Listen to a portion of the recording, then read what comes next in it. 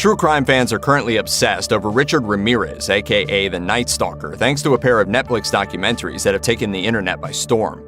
Night Stalker, The Hunt for a Serial Killer, focuses on Ramirez's killing spree that left as many as 13 people dead in 1984 and 1985.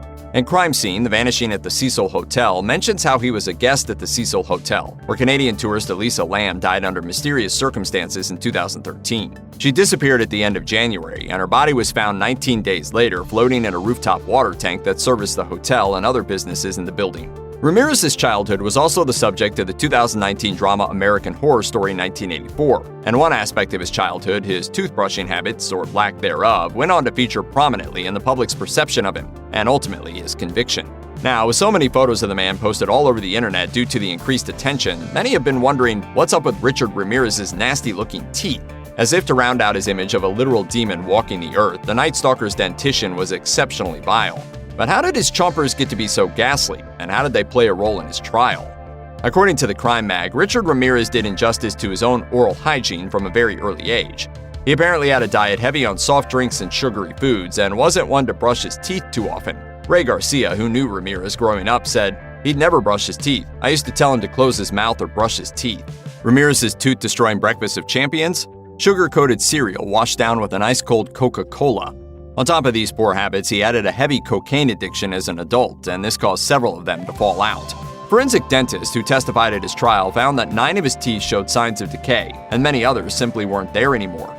Women's Health reported that some of his victims who survived his attack said they specifically remembered his terrible teeth from their horrific ordeals, and this helped prosecutors ultimately secure a conviction. Although his father attempted to provide an alibi for Ramirez, saying that he was in his hometown of El Paso, Texas during the time some of the murders were committed, a California dentist was able to prove him wrong. Ramirez had gotten some dental work done during the month his father had said he was at home, showing that he was in Los Angeles and responsible for the heinous crimes for which he'd been charged.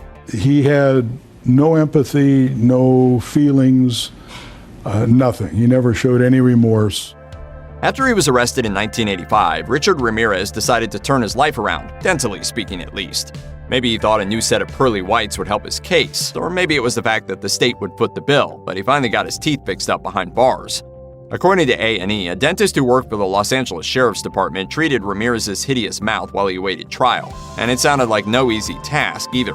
The serial killer and decidedly non-serial brusher needed a root canal, a number of fillings, and intensive treatment for his substantial tooth decay.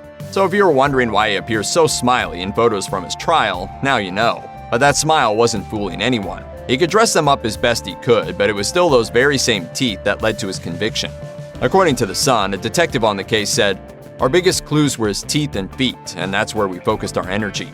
Ramirez was given the death penalty for his crimes, but he never made it to the date with the executioner. He died on death row due to complications of cancer in 2013. Check out one of our newest videos right here. Plus, even more grunge videos about your favorite true crime stories are coming soon. Subscribe to our YouTube channel and hit the bell so you don't miss a single one.